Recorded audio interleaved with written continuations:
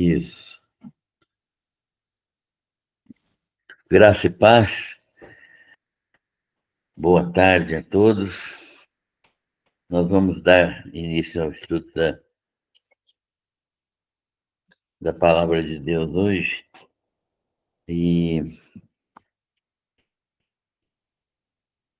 vamos ler um texto pequeno do Evangelho, do livro de Apocalipse, que é no capítulo 3, que está no capítulo 3, versículos de 1 até 6. Depois, se der tempo, a gente prossegue. Apocalipse 3, de 1 a 6. A mensagem à igreja de Sardes. Ao anjo da igreja em Sardes, escreve: estas coisas diz aquele que tem os 7 Espíritos de Deus e as 7 estrelas.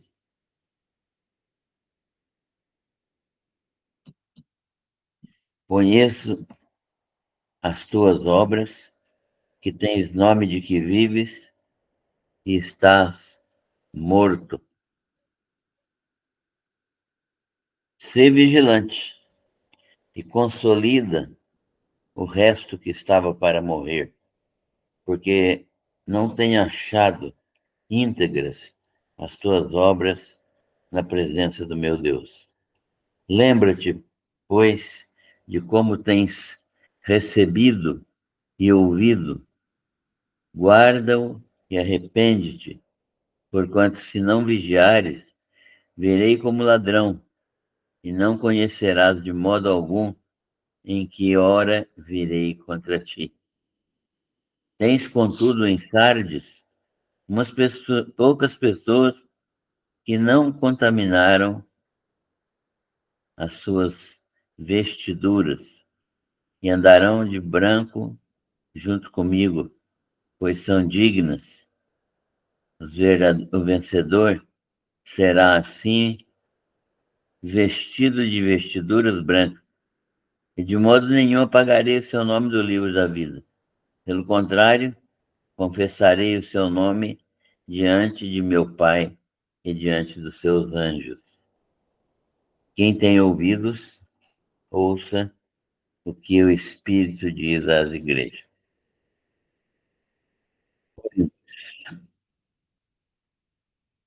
Senhor nosso Deus e Pai, estamos alegres na Tua presença nesta tarde, porque sabemos que o Senhor é um Deus que cuida do Teu povo, que olha para aqueles que estão necessitados e que tem misericórdia de todos os Teus filhos. Nós te agradecemos por esta bondade e esta misericórdia do Senhor. E agora queremos estudar esta palavra aqui com os olhos voltados para Jesus e com o coração aberto para a ação do Teu Santo Espírito, que é o Espírito revelador da Tua palavra. Nós oramos agradecendo pela presença dos irmãos e pedimos que o Senhor nos guarde, nos proteja, nos abençoe, livrando-nos de todo mal e ajudando-nos a Te glorificar em todo o tempo. Obrigado por tudo, nós oramos agradecidos em nome do Senhor Jesus. Amém. Então, conforme algumas pessoas me pediram, falaram, dos que estão conosco aos sábados, nós vamos tentar fazer uma revisão para que todos possam acompanhar e, se tiver dúvidas, ter um espaço, um tempo maior, né? Um espaço para tirarmos dúvidas e conversarmos sobre as coisas que estão sendo ministradas aqui. O livro de Apocalipse, como nós já dissemos, é um livro que é uma revelação um livro que é uma revelação, uma palavra que Deus deu a seu Filho Jesus Cristo, sobre seu Filho Jesus Cristo, e uma palavra de Deus para as igrejas que foram selecionadas das 230 igrejas aproximadamente da Ásia, foram selecionadas estas 7. Se perguntarmos a razão por que Deus selecionou estas 7, nós certamente vamos cair naquele velho velho conceito, né? Deus é soberano, ele faz o que ele quer. Sim, mas Deus também é soberano e inteligente. Ele faz as coisas com propósito. E ele escolheu estas igrejas porque certamente ele tinha motivos de sobra para atender e para levar a estas igrejas a, a mensagem de Apocalipse. Então, estas igrejas, além de serem igrejas locais, igrejas reais, no tempo e no espaço, né?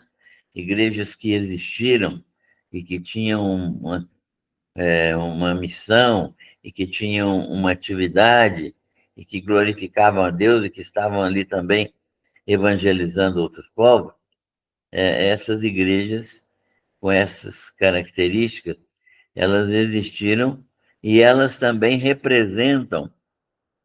eram representativas de 7 tipos de igreja, né? Básicos, 7 tipos básicos de igrejas que existiriam durante a história da igreja. Então, nós temos Éfeso, igrejas parecidas com Éfeso, em todas as épocas.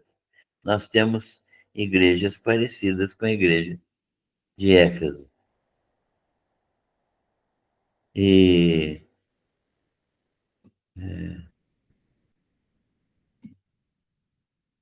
e então, todas as igrejas poderiam ser semelhantes, muitas igrejas poderiam ser semelhantes à igreja de Éfeso. Nós tínhamos a igreja de Esmirna, e hoje, em outras épocas, e até hoje, nós temos igrejas parecidas com a igreja de Esmirna, igreja perseguida, igrejas fracas financeiramente, mas igrejas fundamentadas na fé e capazes de suportar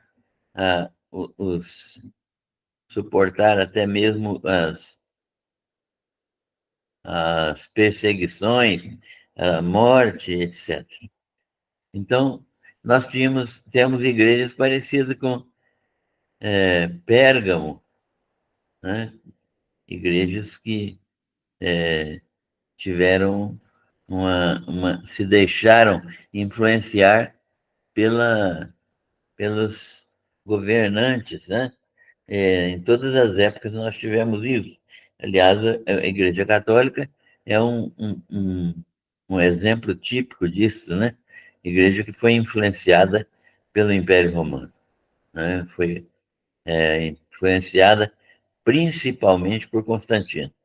Foi o imperador romano que decretou o fim da perseguição aos cristãos. E ele recebeu honras no cristianismo por causa disso. Então, a gente encontra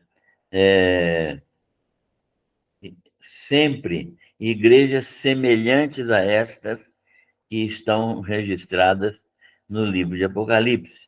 E eles vão além das igrejas locais para as quais as cartas foram endereçadas, elas eram representativas de 7 tipos de igrejas que aconteceram durante toda a era cristã. E também elas representavam períodos da história da igreja, períodos históricos da igreja, em que esses períodos se pareciam muito, se igualavam quase com a história da igreja, das igrejas do Apocalipse. Então, nós teríamos, por exemplo, a primeira igreja, Éfeso, estaria representando o primeiro século da igreja apostólica. A igreja de Esmirna, e coincide, né, com aquilo que a igreja apostólica sofreu no primeiro século. No segundo século, nós já teríamos a igreja de Esmirna. Segundo e terceiro e início do quarto século, a igreja de Esmirna. A igreja de Esmirna é representativa desse período da história da igreja. E assim sucessivamente, cada igreja era responsável por um período da história da igreja, sendo que Tiatira, Sardes, representaram períodos mais longos da história da igreja, período papal, por exemplo, né? Período aí de quase 1000 anos, ou mais de 1000 anos, um pouco, e que representou a igreja pesada, a igreja de Cristo descaracterizada, que ela assumiu muitas muitas condições extras, né? Não condições espirituais ou bíblicas, mas chegamos até a influência do Papa nos reinos deste mundo, né? Nos reinos e reis, a ponto de papas determinarem quem seriam os reis de determinados países. Então, isso e a perseguição àqueles grupos que não concordavam com isso, né? Os albigenses, os paulianos, os paulicianos, né? Melhor dizendo, os valdenses, os boêmios. Boêmios aqui não é enchedor de cachaça, não. Boêmios é da região da Boêmia. Então, havia sempre grupos de crentes que não estavam satisfeitos com a situação da igreja. E esses grupos eram perseguidos pela igreja oficial.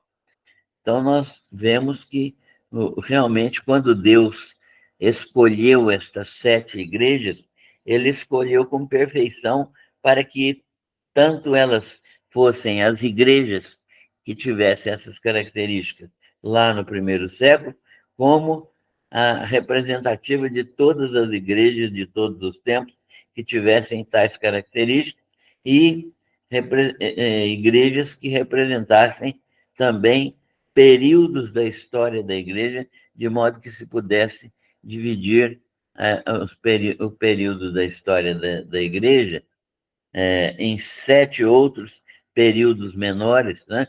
Que 7 no livro de Apocalipse é um número representativo de perfeição, de completude, de perfeição e completude, né? De aquilo que é perfeito, 7, e aquilo que está completo também é 7. Bem, então, nessa condição, nós vimos que Deus é soberano e Deus é inteligente, Deus é sábio. Ele tomou essa decisão de modo a revelar aquilo que era necessário para nós, os crentes, aprendermos, né? Isso serviu, então, para todos os crentes de todas as épocas, e principalmente para nós neste fim de tempo. Então, nós estamos diante deste livro, que é uma revelação de Jesus Cristo dada ao apóstolo João. E nós vimos também as escolas interpretativas, que são várias, né? E nós estamos seguindo a linha pré-milenista. O que é que significa isso? Nós cremos que nós estamos vivendo no final, nós estamos vivendo a era da igreja, e que o final da era da igreja será marcado primeiro, pelo arrebatamento da igreja, depois do arrebatamento e imediatamente após ele vem o período tribulacional, e depois do período tribulacional vem o reino milenar. Então, nós somos pré-milenistas, porque nós entendemos que Cristo vem antes do milênio, né? E há outros que creem que ele vem depois do milênio, há outros que creem que nem existe milênio, mas um grupo forte de pessoas, um grupo grande, que estuda a Bíblia com literalidade, com as condições de análise das figuras de linguagem, dos métodos hermenêuticos. Então, essas pessoas, elas creem deste modo, né? Modo pré-milenista. E nós sabemos que muitas pessoas, muitos homens e mulheres cristãos no mundo inteiro, creem desta maneira. E nós sabemos também que Deus, soberanamente, vai dirigir a história do modo que lhe convém, mas ele revelou na sua palavra aquilo que ele poderia fazer e aquilo que ele deveria e deverá fazer até o final dos tempos. Depois nós vimos a manifestação gloriosa de Jesus Cristo, né? João tem uma visão, no capítulo 1, ele tem uma visão maravilhosa de quem seria o Senhor Jesus, né? Daquele ser glorioso, ser glorificado, que ele viu e estremeceu até, né? Porque ele analisou aquela visão e ele caiu por terra de tão tremenda que era aquela visão. Mas ele viu, então, aquele Jesus glorificado que mandou que ele escrevesse. E, e ele, então, escreveu neste livro que é chamado de Apocalipse. Apocalipse é uma palavra que significa revelação. Então, Apocalipse não é um livro complicado. Nós é que complicamos ele quando estudamos com os métodos errados, né? Mas quando estudamos com a análise correta, os princípios hermenêuticos certos, os princípios gramaticais certos, as figuras de linguagem obedecidas, nós só podemos chegar a uma única conclusão. E João, então, viu aquele Jesus glorioso, glorificado. Viu os candeeiros, e viu no meio dos candeeiros um semelhante a filho de homem. Parecia um ser humano, né? Um homem vestido de, com vestes talares. Vestes talares são vestes de sacerdotes, né? Aquelas roupas de indicativas da dignidade e indicativas da qualificação daquela pessoa para ser sumo sacerdote. Então, Jesus se manifesta dessa maneira. Então, ele, vestido de vestes talares, cingido à altura do peito com uma cinta de ouro. Só rei que andava deste jeito, deste modo, né? Então, Jesus tem a dignidade de sacerdote e de rei. Ele é sacerdote e é rei. E é profeta também, né? Nós sabemos que ele foi qualificado também como profeta. Então, Jesus tem um ministério triplo, né, de profeta, sacerdote e rei. E ele é descrito aqui como João descreve, né? Sua cabeça e os seus cabelos eram brancos como a alva lã, né? A pureza desse ser era indizível, né? Inefável, não tem jeito de falar sobre isso. Então, como? Então, ele diz, sua cabeça e cabelos não eram de fogo, né? E nem eram neve, ou a lã, não era igual, era como. Essa expressão como significa que é algo que se assemelha. Eu não sei como descrever determinada coisa, eu falo que aquela coisa é como uma outra parecida com ela, né? Então, é desse modo que a gente vai aprendendo na Bíblia sobre essas revelações. Os olhos eram como chama de fogo. Não era chama de fogo, mas era como chama de fogo, dando a entender que os olhos eram penetrantes, né? Os olhos eram perscrutadores, aqueles olhos que enxergam o mais íntimo da mente e do coração humano, né? Olhos como que de fogo. A sua cabeça, os olhos, né? Os pés eram semelhantes, né? Eram como o bronze polido, como que refinado numa fornalha, e a voz como a voz de muitas águas, né? Não era uma cachoeira, né? Mas é parecido com o ruído de muitas águas, até de uma cachoeira mesmo, uma voz forte, uma voz que supera todos os outros ruídos.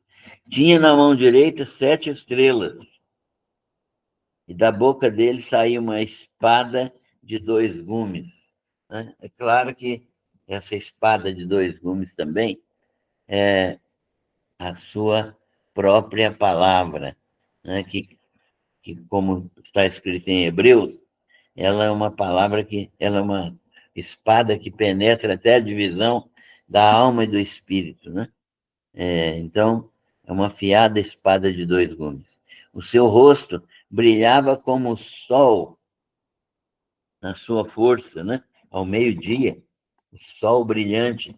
Então, o rosto dessa figura que ele está descrevendo era um rosto que brilhava como o sol. Então, ele está descrevendo um ser estupendo, maravilhoso, tão intenso era o seu brilho que ele caiu por terra. Quando o vi, caí a seus pés como morto. Porém, ele pôs sobre mim a sua mão direita, dizendo: não temas, eu sou o primeiro e o último, e aquele que vive. E estive morto, mas eis que estou vivo pelos séculos dos séculos. E tenho as chaves da morte e do inferno. Escreve, pois, estas coisas que viste. Escreve as coisas que são e escreve aquelas que vão acontecer depois dessas. Olha, então, o livro vai ser baseado nesse esquema aqui. As coisas que viste é a visão de Jesus.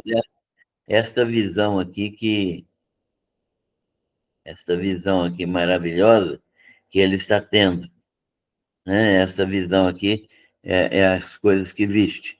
As coisas que são, as coisas que estão no presente momento de João, né? Que é, que é a era da igreja. João está aqui em Éfeso, ele escreveu esse livro lá da cidade de Éfeso, onde ele esteve pastoreando até o final da sua vida. Então, as coisas que viste, né? E aquelas que hão de acontecer, as que viste, as que está vendo agora, e aquelas que hão de acontecer depois destas. O que seria depois destas, se ele está descrevendo a história da igreja? É aquilo que vai acontecer depois que a igreja for tirada daqui, né? Então, ele vai contar o que é que vai acontecer no período entre a saída da igreja deste mundo e a volta de Jesus Cristo com a igreja 7 anos depois. Esse intervalo entre o arrebatamento da igreja para estar com Jesus nos ares, que é invisível, que ninguém vai ver, só os crentes que participam é que vão ver, esse intervalo vai até o retorno de Jesus, agora visível, todo olho verá, e com a igreja. Ele vem com a igreja. Apocalipse 19, nós vamos chegar lá. E então, esse período é o período tribulacional. Nós não estamos no período tribulacional. As guerras com Israel não têm nada a ver com período tribulacional, não tem nada a ver com as profecias ainda da Bíblia, né? As profecias do reino milenar e da tribulação. As guerras lá ainda não são as guerras desse período, né? Nós sabemos que Israel é, é um povo que vai ser completamente restaurado e vai voltar a dominar a nação de Israel, vai voltar a dominar o local, a terra, o reino vai ser restaurado. Então, Jesus vai ser rei neste reino milenar. Então, tudo isso ainda está por acontecer, né? Mas já está determinado, né? Deus já determinou isso e já mandou escrever na sua palavra. Então, quando a gente estudar Isaías, Jeremias, Ezequiel, principalmente esses 3 livros, nós poderemos encontrar tudo profetizado e para acontecer desta maneira. E quanto Jesus então fala para João: escreve, pois, estas coisas, né, que viste, as do passado, as que são, as do presente agora, desse período da igreja, e as que hão de acontecer depois desta, que é aquilo que vai acontecer no período tribulacional e depois do período tribulacional no reino milenar. As coisas que são, então nós vimos as coisas que já que foram, né? As coisas é, que ele viu do passado, né? Essa visão que ele teve do Senhor Jesus. Agora, as igrejas, a história das igrejas, são as coisas do presente, né? O presente. Nós estamos na era da igreja. Era da igreja. E aí nós vimos a mensagem de Éfeso, falando resumidamente aqui, para a gente poder chegar na igreja que nós lemos hoje. Éfeso é a igreja do primeiro século, uma igreja que foi vibrante, como todas as outras que foram fundadas naquele período, se tornaram vibrantes. Então, Éfeso é uma igreja que retrata bem aquilo que aconteceu com as outras igrejas do mesmo período. E Éfeso se tornou a principal igreja daquela região, uma igreja de onde saía toda a atividade missionária que atingiu todas as igrejas daquela região, inclusive igrejas de ilhas do Mediterrâneo, né? Então, 230 igrejas outras surgiram da igreja de Éfeso, enquanto Paulo estava lá e até depois que Paulo saiu de lá por mais um período de tempo. Mas no final do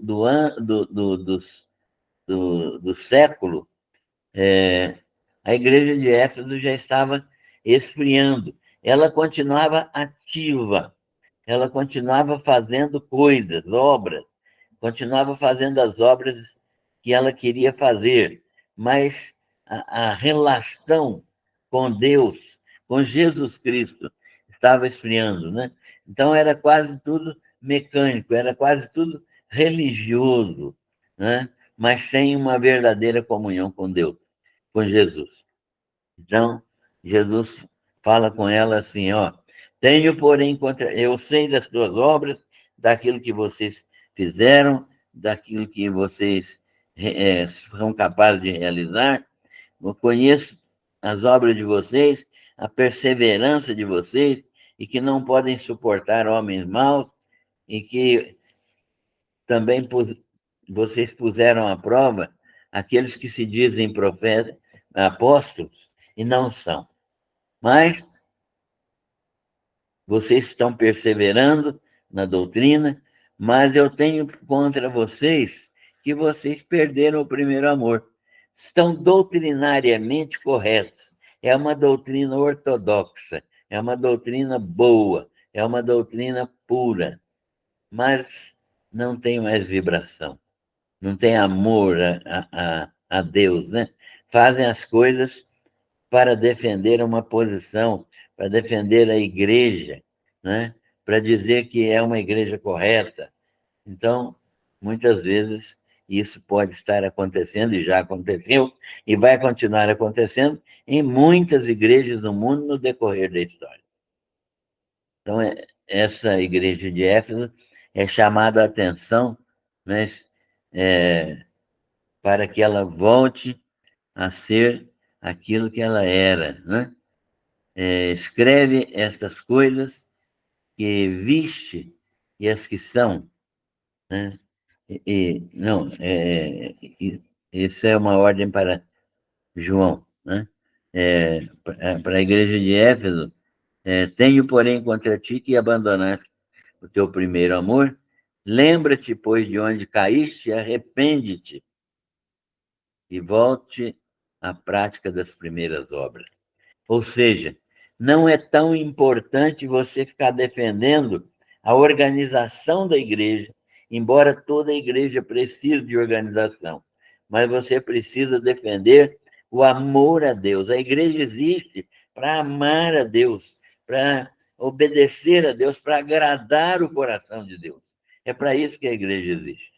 E cada crente tem que fazer isso como parte do corpo de Cristo. Ele tem que amar a Deus, agradar a Deus, tem que viver para fazer a vontade de Deus. E sem se preocupar muito com se estruturalmente, se organizacionalmente está tudo certo ou não. É claro que é preciso estar certo, mas essa correção doutrinária, essa correção eclesiástica, que não é doutrinária mais, mas é eclesiástica, ela não pode superar, não pode estar acima do próprio Jesus, do próprio Deus. Mas João fala também da igreja de Esmirna. Na igreja de Esmirna, era uma igreja de uma cidade rica também, mas a igreja era pobre. Não era o caso de Éfeso, que a igreja era uma igreja opulenta, nesse sentido financeiro, tinha dinheiro, né? Mas a igreja de Esmirna não tinha esses recursos financeiros. Era uma igreja de gente pobre, mas de gente fidelíssima, gente muito fiel. E, e eles foram perseguidos, né? O texto fala de uma perseguição de 10, é, 10 anos, né? Então, o texto nos ensina que essa igreja sofreu muitas perseguições, sofreu perseguições de grande intensidade e morreu muita gente lá em Esmirna por temer ao Senhor, por amar ao Senhor. E o anjo da igreja, ao anjo da igreja foi escrito o seguinte: estas coisas diz o primeiro e o último, e que esteve morto e tornou a viver. Conheço a tua tribulação, conheço as tuas obras, né? Tua tribulação, a tua pobreza, mas tu és rica e a blasfêmia dos que a si mesmos se declaram judeus e não são, sendo antes sinagoga de Satanás. Então, havia lá na igreja de Esmirna algumas pessoas que queriam introduzir o culto ao imperador. O culto ao imperador era difundido em todo o Império Romano. Por quê? Porque o imperador era tido como um deus, né? Como filho de Deus, às vezes como Deus mesmo. Em cada cidade importante havia um templo para culto ao imperador. E, e isso é aquilo que é chamado aqui de sinagoga de Satanás. Não temos as coisas que tens de sofrer, né? Jesus está dando o recado para a igreja, que eles não tivessem medo do que sofreriam, dos seus sofrimentos. Por quê? Porque ele estaria junto, né? Nessa perseguição. A perseguição é citada aqui como de 10 dias, mas parece que foram perseguições intensas por 10 anos ou 10 perseguições. Eu acho que a interpretação de uma perseguição de 10 anos é mais fácil da gente entender. Então, muitas pessoas morreram. Daí a carta dizer assim: ser fiel até o ponto de morrer, e o galardão de vocês está garantido, né? E dar-te-ei a coroa da vida. Esse texto aqui, muito utilizado erradamente para falar sobre salvação, ele não tem nada a ver com salvação, ele tem apenas com galardão. Ele está dizendo que aqueles crentes que persistissem até o ponto de serem perseguidos e morrer, sem deixar de crer, eles teriam enorme galardão. Então, ser fiel até a morte. Não é que eu tenha que ser fiel até o dia que eu morrer, não. Né? Que a duração da minha fidelidade não é até o dia que eu morrer, não. Não está falando de duração da fidelidade. Está falando de fidelidade mesmo frente à morte, frente aos riscos de vida, a perigos incontáveis, né? Mesmo isso acontecendo. Então, quem tem ouvidos, ouça o que o Espírito diz às igrejas. O vencedor de nenhuma maneira sofrerá o dano da segunda morte, né? Então, aqueles que passarem vitoriosamente por esse período não sofrerão o dano da segunda morte. A mensagem a Pérgamo é uma mensagem também importante porque nós temos muitas igrejas parecidas com Pérgamo, né? Então, o autor da carta, que é Jesus, né, mandando para João, que foi o escritor da carta: conheça o lugar em que habitas, onde está o trono de Satanás. Pérgamo era uma cidade importante, uma cidade grande, boa, era uma cidade onde havia uma, um, um trono de Satanás, quer dizer, um templo dedicado ao imperador, e ali eles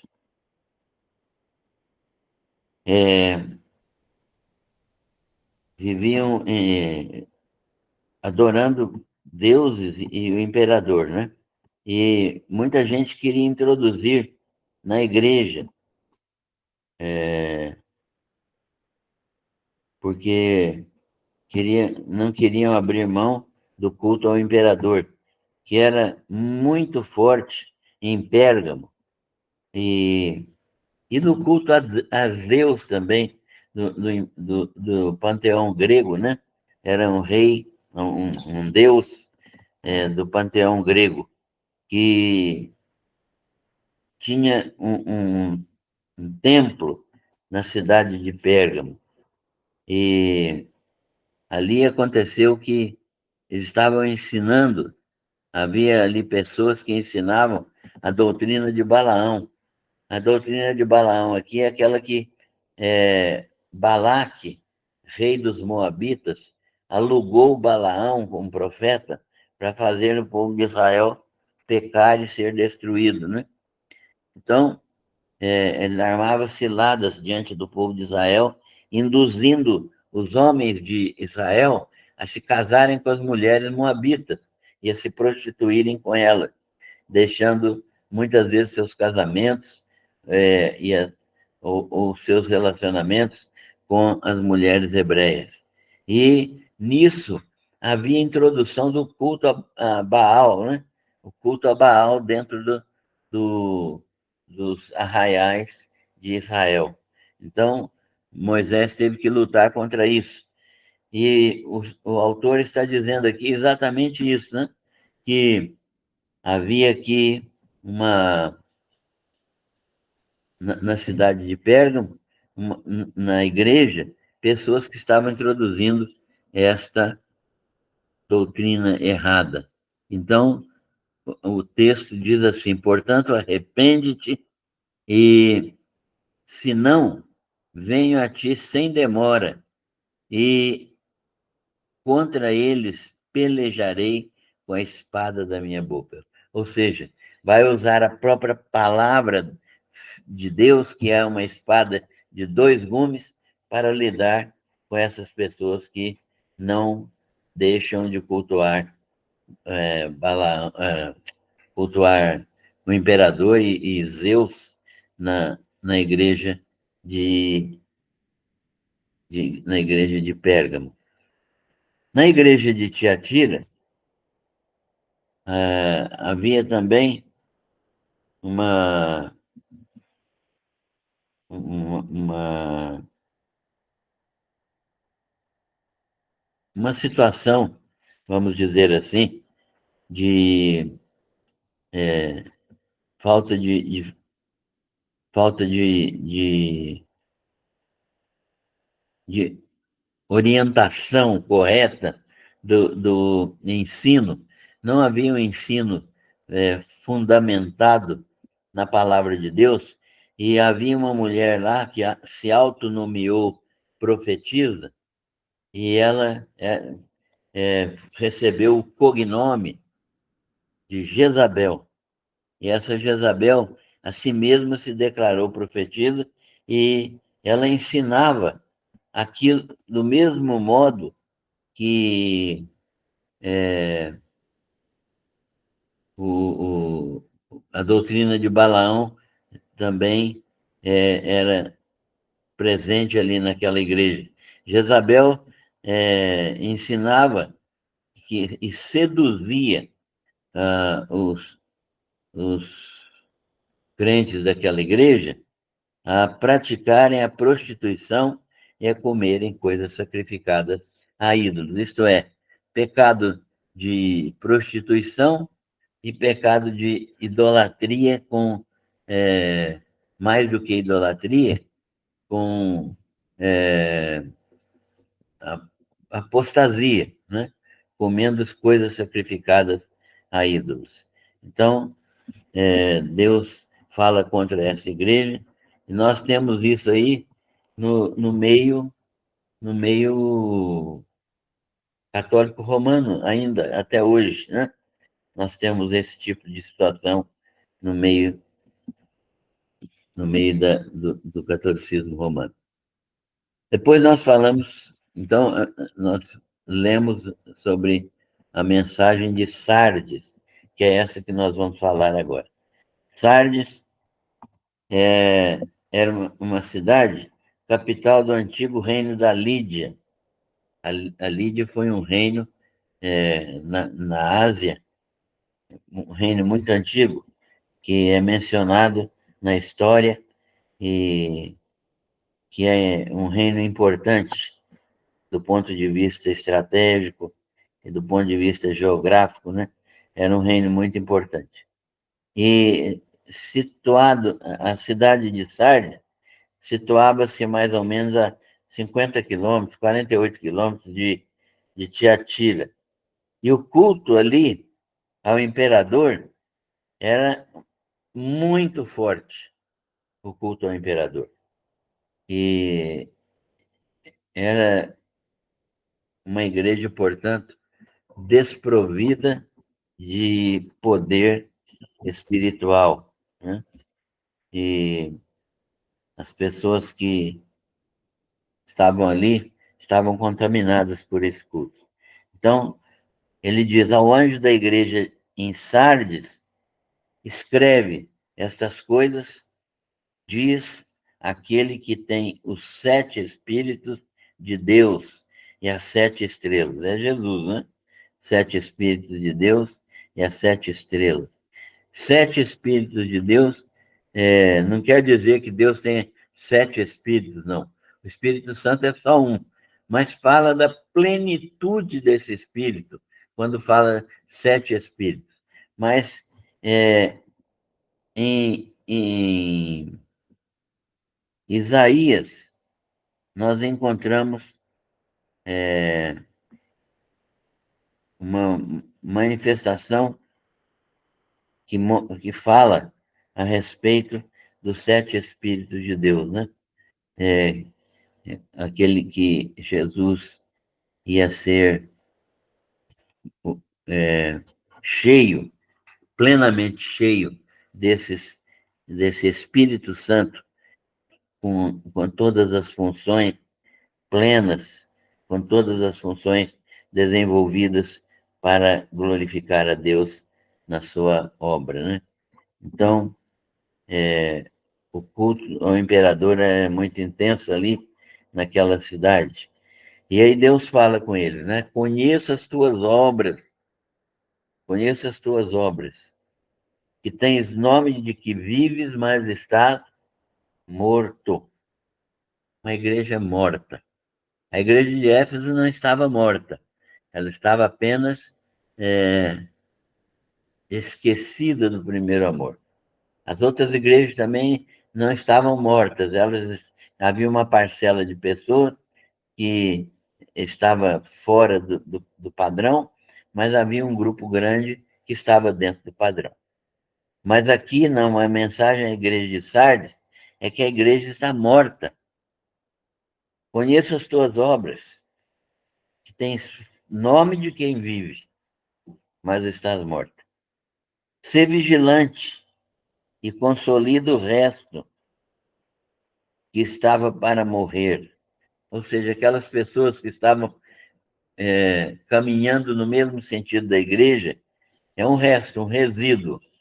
Tira esse resíduo daí, porque senão eles vão morrer também.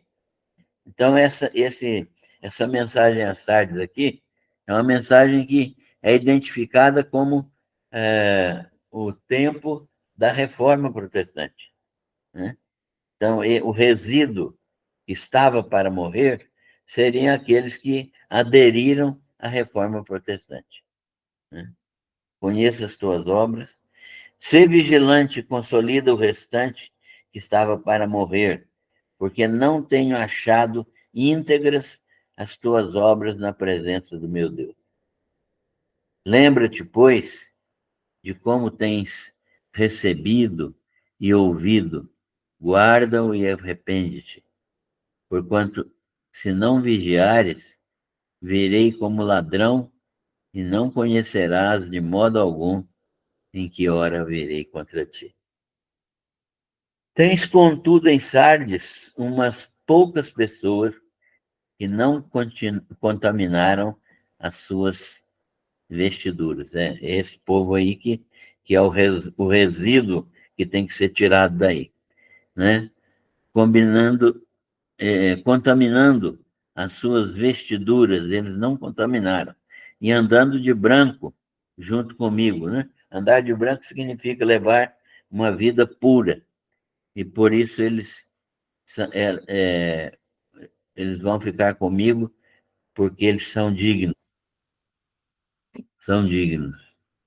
E, então, a palavra de Deus está dizendo aí que eles estão dignos de receber a ajuda de Deus e a ajuda espiritual que Deus está prometendo aqui para eles ficarem junto com Deus.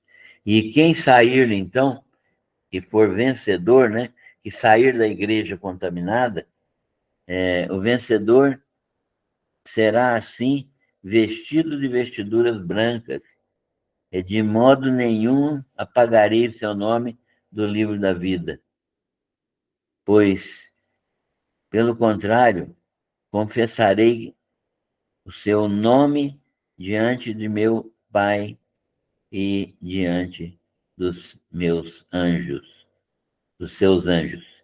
Quem tem ouvidos, ouça o que o Espírito diz às igrejas. Então, esse texto nos fala do período da igreja reformada, né? De Sardes, e nós estamos, deste modo, fazendo uma revisão e estudando a igreja de Sardes. Muito bem, nós vamos, vamos fechar esse período agora, para a gente conversar um pouco. E as pessoas podem ter liberdade de perguntar, de falar. Aqui não tem ninguém que sabe mais do que os outros, não. Nós estamos no mesmo barco, tá? Deus abençoe a todos.